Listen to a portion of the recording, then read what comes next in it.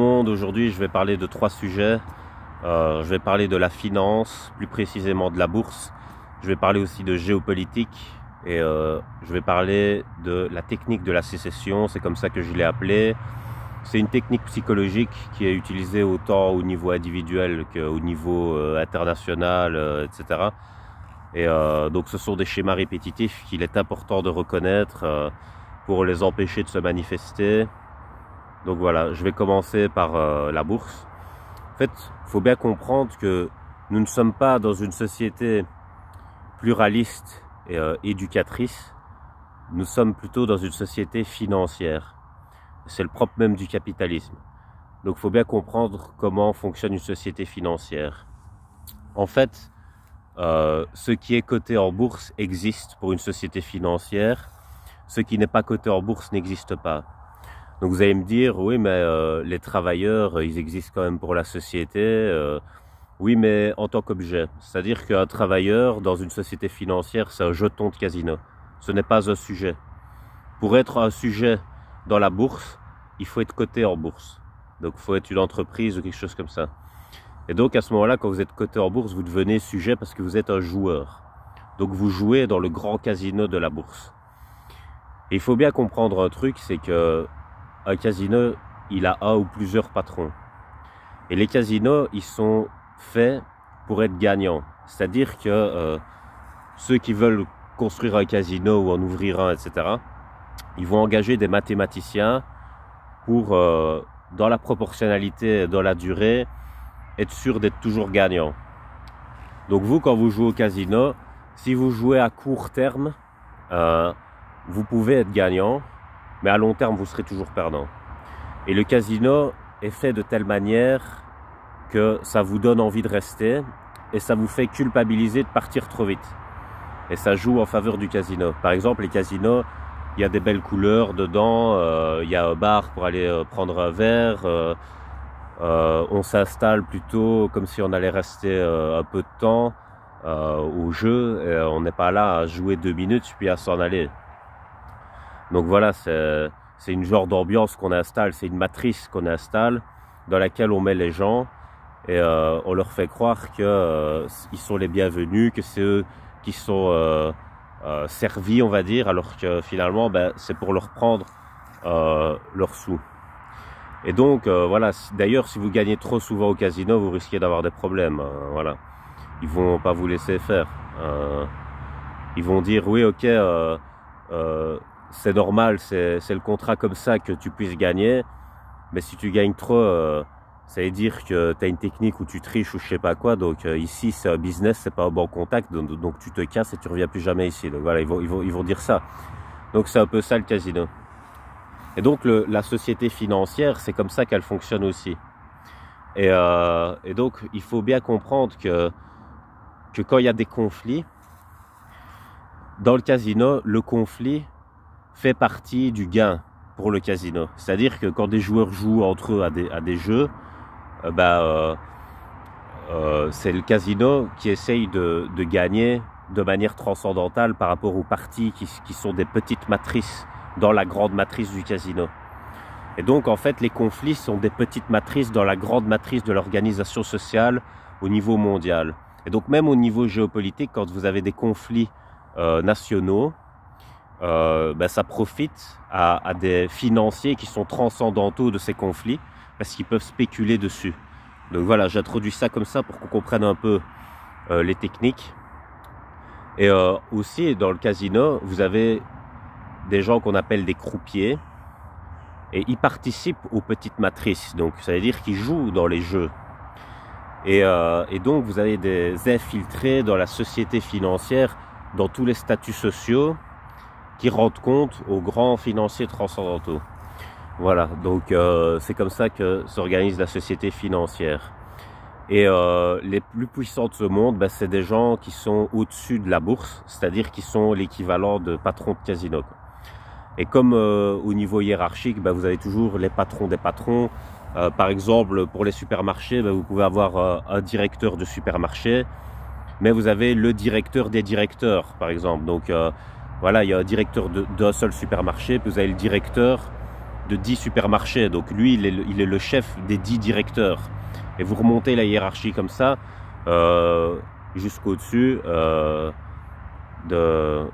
des dirigeants de la plus grande matrice, c'est-à-dire la plus grande matrice actuelle, ben, c'est le monde, quoi. Donc voilà, c'est comme ça que s'organise la société financière. Donc ça, c'est l'introduction.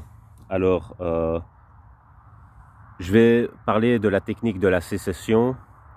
Alors ça, c'est une technique perverse en psychologie. Ça, j'en avais déjà parlé il y a des années. Par rapport au film Astérix, elle est bien montrée là-dedans avec le devin Prolix qui fait croire qu'il lit l'avenir dans la soupe ou je sais pas quoi. Et en fait, il arrive à retourner le village contre Astérix, alors qu'Astérix il est membre du village depuis méga longtemps. Et le gars, il vient d'arriver et il raconte n'importe quoi, et voilà. Et en fait, dans le film là, il va créer une genre de sécession entre les Gaulois. Donc ceux qui sont avec lui, ceux qui sont contre lui. Là, en l'occurrence, il n'y a que Astérix, mais parce que c'est le seul qui est clairvoyant sur ce qu'il fait. Donc là, dans ce cas-là, il n'y a pas vraiment besoin d'aller plus loin. Mais vous voyez bien que son but, en fait, là, c'est d'avoir le trésor que sont les impôts romains.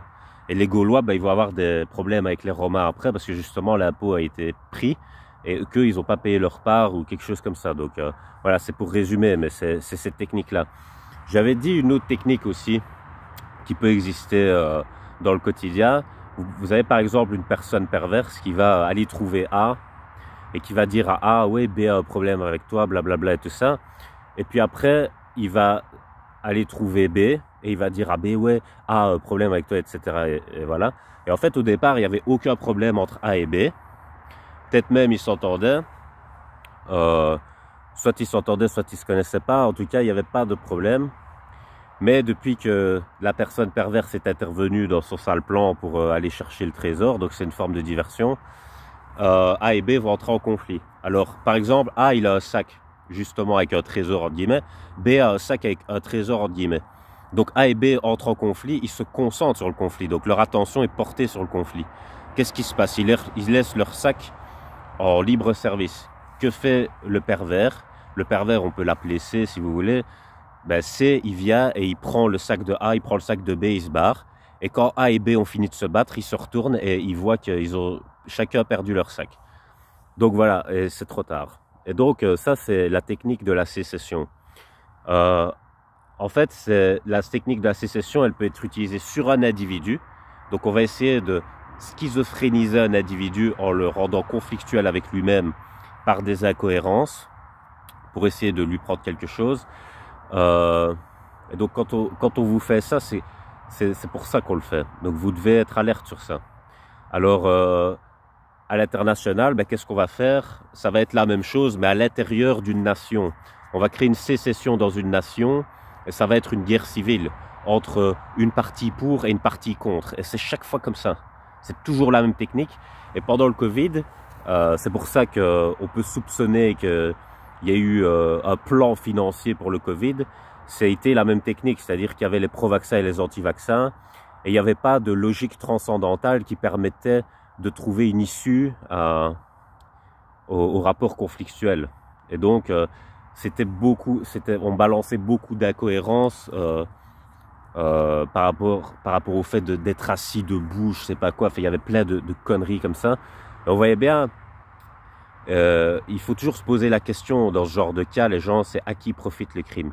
Et le crime ne peut pas profiter aux belligérants d'un conflit, puisque comme je l'avais expliqué dans les arts martiaux, celui qui est dans le conflit perd des plumes, quoi qu'il arrive, même s'il gagne. C'est-à-dire que si tu es obligé d'entrer dans un conflit, tu es déjà perdant dans le fait d'entrer dedans. Et d'ailleurs, dans le film Lord of War avec Nicolas Cage, c'est ce qu'il dit à la toute fin. Il dit, c'est ça le secret de la survie, ne jamais faire la guerre, surtout pas contre soi-même. Et ça, c'est une phrase de pervers. Pourquoi? Parce que si parfois il faut être en conflit avec soi-même, dans le sens où il faut combattre le démon qui est en soi pour retrouver une logique transcendantale et entière. Ce n'est pas être en conflit contre soi-même dans le cas où on est dissocié par l'incohérence. C'est pas la même chose. Parce que là, par contre, vous êtes pas bien avec vous-même, etc. Quand vous rétablissez une logique transcendantale, parce que vous avez repoussé les incohérences en vous-même, justement, ben là, vous avez un esprit plus clair. Et donc c'est pas la même chose. Mais à la fin du film, ben, lui, il a une logique perverse, quoi. Donc il faut bien faire attention à ce genre de choses, parce que aussi il faut faire attention aux termes utilisés, parce que dans 1984, on parle de la novlangue. Et la novlangue, c'est une langue qui est utilisée pour pervertir le cerveau. Par exemple, vous allez avoir le langage où on va utiliser dictateur ou président. Et quelle est la différence entre un président et un dictateur? Le président est bon, le dictateur est mauvais. On va parler de résistance, on va parler de terrorisme. Quelle est la différence entre un résistant et un terroriste? Le résistant est bon, le terroriste est mauvais. Et en fait, dans une forme de narcissisme, on va choisir un camp. Et quand on choisit un camp, on ne sait plus être objectif. Donc on va utiliser des qualificatifs selon notre propre intérêt et pas selon ce qui est. Par exemple, on va dire, ouais, lui, c'est parce qu'on l'aime pas, on va dire c'est un terroriste ou c'est un dictateur, alors que peut-être objectivement c'est pas le cas parce que nous on a choisi un camp, ou nous on va être qualifié comme ça alors que c'est pas notre cas non plus, ou des choses comme ça, vous voyez. Et dans les conflits internationaux, on n'est plus capable d'avoir une vision transcendantale et empathique pour se mettre à la place de chacun et pourquoi chacun défend tel truc. On préfère utiliser des qualificatifs d'invalidation, et l'invalidation, c'est une façon d'annuler l'existence de l'autre, et ça crée de la colère, et c'est ça qui crée les conflits, la violence et tout ça. Alors comme je dis, ça ne profite pas aux protagonistes, ça profite au marché, parce que c'est pas eux qui sont dans le conflit. Et donc c'est très facile de faire son bénéfice très loin sans avoir de problème, plutôt que d'être soi-même dans un conflit. Et donc il faut faire attention à ça avant de se laisser embarquer là-dedans. En fait, il faut avoir la lucidité de voir que quand on est mis dans un conflit, la source du mal ne vient peut-être pas du conflit lui-même. La source du mal, c'est peut-être une source extérieure qui fait une diversion parce qu'elle veut obtenir quelque chose en créant le conflit dans lequel elle vous met. Et c'est ça qu'il faut arriver à percevoir. Donc voilà, et les pervers, c'est leur spécialité de faire ça. Ceux qu'on appelle les pervers narcissiques, c'est leur technique préférée, c'est la technique de la sécession. Et donc vous devez les repérer. En plus, c'est très lâche parce qu'ils ne participent pas au conflit qu'ils instaurent. Donc ils n'assument pas du tout, quoi. Ils sont irresponsables complètement. C'est ça qui est hallucinant. Donc voilà. Alors justement, par les termes que je voulais utiliser, ben, on va en parler par rapport à la géopolitique. Par rapport à la géopolitique, on va dire, par ici, on va dire que la Russie, c'est une dictature. On va dire que l'Ukraine, avec Zelensky, ben, c'est de la résistance. Par contre, on va dire que ben, Fidel Castro, ben, c'est un terroriste, et que aux États-Unis, c'est une présidence. Et puis de l'autre côté, ben, eux, ils vont dire l'inverse. Ils vont dire que Zelensky est un terroriste, que la Russie, c'est une présidence, que Fidel Castro, c'est un résistant, et que les États-Unis, c'est une dictature. Donc vous voyez, on peut toujours utiliser le langage comme ça. Et avec ce qui vient de se passer aussi en Israël, ben, on peut utiliser ce langage-là de manière réversible, qu'on soit d'un côté ou de l'autre. Et finalement, utiliser ce genre de langage tout le temps comme ça pour créer les clivages, ça ne mène à aucune solution diplomatique. Alors les solutions diplomatiques, je tenais à le dire aussi, et je l'ai écrit pour pas l'oublier parce que c'est super important, c'est que pour moi, la vraie diplomatie au niveau professionnel, c'est être capable de discuter avec des gens qu'on n'aime pas, justement. Parce que n'importe quel amateur qui n'a aucune formation, rien du tout, même un enfant, en fait, pourrait discuter avec quelqu'un qu'il aime bien et se mettre d'accord avec, puisque toutes les émotions vont dans ce sens, on n'a aucun effort à faire. Donc le propre du professionnalisme, c'est justement l'effort et le mérite. Donc quand on est un vrai diplomate, on sait parler aux gens avec qui on est en conflit. C'est le propre du très grand professionnel diplomate. Et ça, voilà, je l'ai écrit comme ça. J'ai mis « La diplomatie est aisée avec les gens qu'on aime, elle est moins aisée avec les gens qu'on n'aime pas ». C'est ça le professionnalisme. Alors voilà, faut voir ça comme un défi en fait pour soi-même, pour sa propre fierté, pour sa propre compétence, et aussi si ça c'est par rapport à l'ego, mais je veux dire par rapport aux gens qu'on représente, c'est un devoir. C'est pas une option de faire ça, c'est un devoir si on représente des gens. Si on représente que soi-même, on peut dire ouais, ok, oui, non, finalement pour moi-même je fais ce que je veux. Mais pour les gens, si on a un statut qui représente des gens, on est obligé de faire ça. Parce que c'est pour sauver des vies. Quand vous refusez un dialogue, vous savez les conséquences que ça va avoir. Et donc, vous êtes responsable. Vous pouvez pas jeter la faute sur des gens qui n'ont pas votre statut, ni votre salaire, ni voilà, votre endroit social qui a l'influence qu'il faut pour que ça se passe. Vous pouvez pas faire ça. Donc, c'est votre responsabilité. Et donc, c'est pour votre conscience, voilà, que ça se passe. Et donc, moi, je pense que les conflits internationaux, ils devraient, enfin, les responsables plutôt nationaux, je parle pas des conflits, mais plutôt les responsables nationaux, ils devraient se regarder la source du mal et réfléchir avant de perpétuer des conflits ou de se laisser emporter par leur ego et tout ça, et d'être dans la partie. Parce que moi, je pense, par exemple, Einstein, il parle de Dieu, mais c'est pas le Dieu caricatural dont on parle souvent en pensant à genre Zeus dans les nuages ou au Père Noël ou quelque chose comme ça. C'est plus une genre d'entité ou quoi, mais on ne sait pas le définir, il faut rester dans le doute, c'est ça l'agnosticisme. Mais Einstein, il disait quand même que voilà, il y a des lois physiques dont on ne peut pas se passer parce qu'elles structurent notre monde, quoi. Et donc, c'est pas aux lois physiques à s'adapter à notre désir, c'est à nous adapter aux lois physiques qui font aussi nos conditions d'existence pour mieux exister et mieux nous développer. Et d'ailleurs, Einstein avait écrit quelque chose du genre la science est comme l'escalier de Jacob, elle mène au pied de Dieu.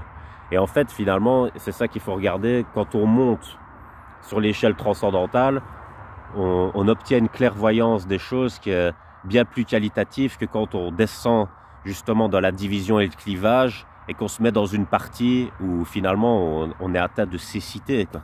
On ne voit plus du tout les choses et on est enfermé dans un genre d'enfer matrixé et on se condamne en fait. Parce que si on n'arrive pas à remonter à cette vision transcendante, un conflit peut durer éternellement, de génération en génération, sans jamais s'arrêter. Il peut durer 2000 ans, 6000 ans, enfin voilà, vous voyez. Alors qu'en fait, le but, c'est justement d'arrêter ça à un moment donné et de reprendre des grandes relations. Parce que pour moi, au final, dans le développement humain, le nouvel ordre mondial, il est inéluctable. La question, c'est pas s'il va y avoir un nouvel ordre mondial, parce que si un jour on se développe et qu'on veut aller sur d'autres planètes et tout ça, ben, il va falloir qu'on se mette d'accord ici d'abord, parce qu'on va pas exporter notre folie, ça changera rien. On sera juste fou sur deux planètes au lieu de voilà de créer l'harmonie au mieux. Et donc, ce qu'il faut, c'est pas se demander si le nouvel ordre mondial doit être fait ou pas, c'est sur quelle valeur philosophique on veut fonder ce nouvel ordre mondial. C'est-à-dire, est-ce qu'on est assez élevé philosophiquement?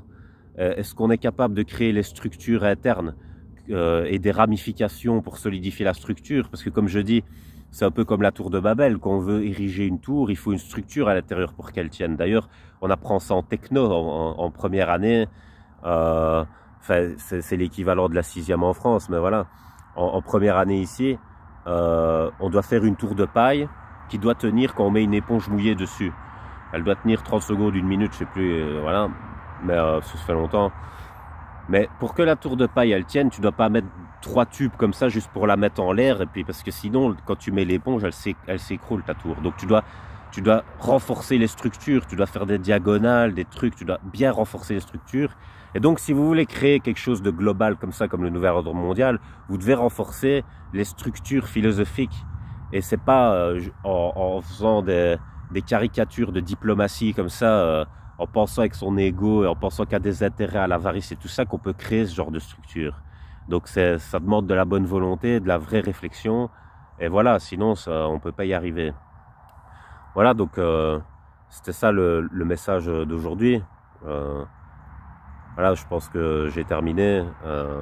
J'espère que ça ouvrira des pistes de réflexion parce que voilà, il faut augmenter le niveau philosophique chez les gens. Il faut arrêter ce genre de rétention d'informations, cette désinformation, parce qu'en fait, ouais, je vais terminer là-dessus.